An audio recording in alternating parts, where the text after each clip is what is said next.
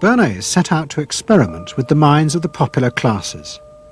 His most dramatic experiment was to persuade women to smoke. At that time, there was a taboo against women smoking, and one of his early clients, George Hill, the president of the American Tobacco Corporation, asked Bernays to find a way of breaking it. He said, we're losing half of our market because men have invoked a taboo against women smoking in public. Can you do anything about that? I said, let me think about it. And then I said, have I your permission to see a psychoanalyst to find out what cigarettes mean to women? He said, what'll it cost? So I called up Dr. Brill, A.A. Brill, who was a leading psychoanalyst in New York at that time. How come you didn't call your uncle? Why didn't you call your uncle? Because he was in Vienna.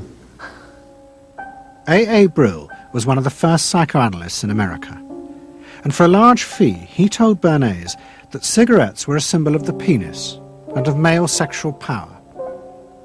He told Bernays that if he could find a way to connect cigarettes with the idea of challenging male power, then women would smoke, because then they would have their own penises. Every year, New York held an Easter Day parade to which thousands came, and Bernays decided to stage an event there. He persuaded a group of rich debutantes to hide cigarettes under their clothes. Then they should join the parade, and at a given signal from him, they were to light up the cigarettes dramatically. Bernays then informed the press that he had heard that a group of suffragettes were preparing to protest by lighting up what they called torches of freedom. He knew this would be an outcry, and he knew that all of the photographers would be there to capture this moment. And so he was ready with a phrase which was torches of freedom.